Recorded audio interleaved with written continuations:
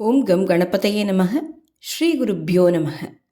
பாரத தேசத்தில் பிறந்த ஒவ்வொருவரும் தனது வாழ்வில் ஒருமுறையாவது தரிசிக்க விரும்பும் காசி விஸ்வநாதரின் ஆலயத்தை முகலாயர் கட்டுப்பாட்டிலிருந்து விடுவிக்க அன்னை சரஸ்வதி செய்த அனுகிரகத்தை பற்றியதே இன்று நாம் சிந்திக்க இருக்கும் கற்பனை கெட்டாத அதிசயம். 17ஆம் நூற்றாண்டில் திருநெல்வேலி மாவட்டத்தில் உள்ள ஸ்ரீவைகுண்டம் என்னும் ஊரில் சிவபக்தர்களான ஷண்முக சிகாமணி கவிராயருக்கும் சிவகாமி அம்மையாருக்கும் பிறப்பில் வாய்ப்பேச முடியாதவராய் பிறந்தவர் குமரகுருபரர். தனது 5ஆம் வயதில் திருச்செந்தூர் முருகன் அருளால் கவிபாடும் திறன் பெற்று நிறைய காவியங்களை படைத்தவர். தருமபுரி ஆதீனம் மாசிலாமணி தீட்சிதரிடம் சந்நியாச தீட்சை பெற்று அவரை குருவாக ஏற்று அவரது ஆணைப்படி காசி விஸ்வநாதர் கோவிலை புனருத்தாரணம் செய்து சைவமடத்தை காசியில் நிறுவச் சென்றவர் குமரகுருபரர். குமரகுருபரர் காலத்தில் முகலாயர்கள் கட்டுப்பாட்டில் காசி இருந்தது. அவர்கள் காசி கோவிலை மூடி எந்த பூஜைகளையும் நடைபெறாமல் நிறுத்தி வைத்திருந்தனர். அப்போது ஆட்சியில் இருந்தவன் தாராஷுகோ என்ற முகலாய மன்னன். குமரகுருபரர் அவனிடம் கோவிலை திறந்து பூஜைகள் செய்ய அனுமதிக்குமாறும் தனக்கு காசியில் ஒரு மடம் நிறுவ இடம் தருமாறும் கேட்டார். அவரது தோற்றத்தையும் வேண்டுகோளையும் கேட்ட மன்னனும் சபையோரும் அவரை எள்ளி நகையாடினர். அமர ஆசனமும் தரவில்லை. மன்னனோ குமரகுருபரிடம், நீ பேசும் மொழி எனக்கு புரியவில்லை, எனது மொழியில் பேசினால் மட்டுமே என்னால் புரிந்து கொள்ள முடியும் என்றார். குமரகுருபரருக்கு பாரசீக மொழிகள் தெரியாது. பாரசீக மொழியை கற்றுக்கொண்டு நாளை வருகிறேன் என்று கூறி தர்பாரை விட்டு வெளியில் வந்தார். தமிழ் கடவுளான முருகன் கடாட்சத்தால் கவிபாடும் திறன் பெற்றவர். மீனாட்சி அம்மை பிள்ளைத்தமிழை அரங்கேற்றிய போது மீனாட்சியே நேரில் வந்தமர்ந்து அகமகிழ்ந்து முத்து மாலையை பரிசளித்தாள். அப்படிப்பட்ட கலைஞனுக்கு இப்படி ஓர் பரீட்சை. கோவில் திறக்கப்பட வேண்டும், சுல்தானின் ஆணவம் மடங்க வேண்டும்.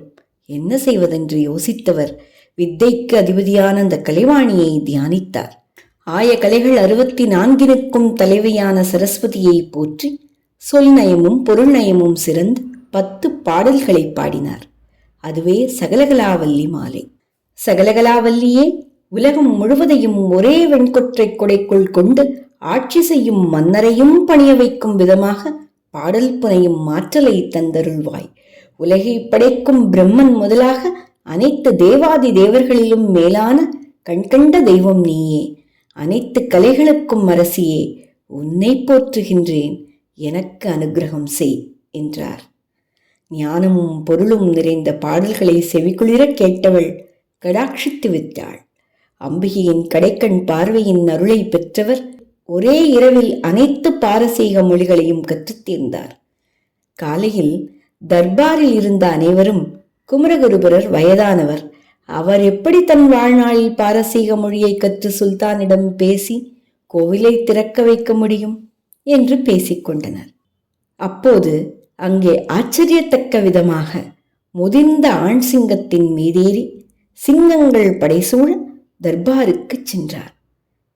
சிங்கத்தின் கர்ஜனையும் குமரகுருபரின் தோற்றத்தையும் பார்த்து சபை நடுநடுங்கியது. குமரகுருபரர் சுல்தானை பார்த்து கூறுகிறார், நேற்று நீ எனக்கு ஆசனம் தரவில்லை, அதனால் நானே ஆசனம் கொண்டு வந்தேன். சிங்க ஆசனம், என் சிம்மாசனம் என்றார். மேலும் கோவிலை திறந்து பூஜைகள் செய்ய அனுமதிக்குமாறும் தனக்கு மடம் நிறுவ இடம் தருமாறும் வேண்டினார். சுல்தானோ, நீங்கள் எனக்கு தெரிந்த மொழியில் பேசினாலே நான் தருகிறேன் என்று கூறினேன் என்றான். குமரகுருபரன் பதிலுக்கு, நான் உனக்கு தெரிந்த பாரசீக மொழியிலேயே கேட்டேன், உனக்கும் புரிந்தது, பதில் சொல்கிறாய்ப்பார் என்றார். அப்போதுதான் சுல்தானுக்கு புரிந்தது, இந்த உரையாடல் அனைத்தும் பாரசீக மொழியிலேயே நடந்திருக்கிறது என்று. ஆச்சரியத்தில் உறைந்தான். ஆச்சரியம் ததும்ப, எப்படி ஒரே நாளில் அனைத்து பாரசீக மொழிகளையும் கற்றீர்கள் என்று கேட்டான். அதற்கு குமரகுருபரர், ஒரு நாளில் இல்லை, ஒரு நொடியில் என் தாய் சகலகலாவல்லி கடாட்சித்து விட்டாள், பாரசீக மொழியை கற்றுத் தேர்ந்தேன் என்று கூறினார். சாஷ்டாங்கமாக காலில் விழுந்தான் சுல்தான். குமரகுருபரர் கேட்டதனைத்தையும் கொடுத்தான். அன்று திறந்த காசி விஸ்வநாதர் கோவிலில் புனருத்தாரண பூஜைகள் தொடங்கி இன்று வரை எந்த தடையுமின்றி நடந்து வருகிறது. சகலகலாவல்லி மாலையை குமரகுருபரர் காசி விஸ்வநாதர் ஆலயம் புனருத்தாரணம் செய்வதற்காக, அதாவது பொது நலத்திற்காக சரஸ்வதி தேவியை துதித்து பாடினார். இந்த பாடல்களை தினமும் பாடி சரஸ்வதியை துதித்து வந்தால் குழந்தைகள் கல்வி கேள்விகளில் சிறந்து விளங்குவர், வாக்கு சித்தி பெறுவர், தெளிந்த ஞானமும் உயர்ந்த சிந்தனையும் நுண்ணறிவும் தொழிற்கல்வியில் தேர்ச்சியும் விஞ்ஞான அறிவும் பெறுவர். கலைகளுக்கு அதிபதியான சரஸ்வதி கடாட்சத்தை பெறுவதற்காக தமிழில் இயற்றப்பட்ட உயர்ந்த நூல் சகலகலாவல்லி மாலை. இதை படித்து நாமும் பயன்பெறுவோமாக. நன்றி.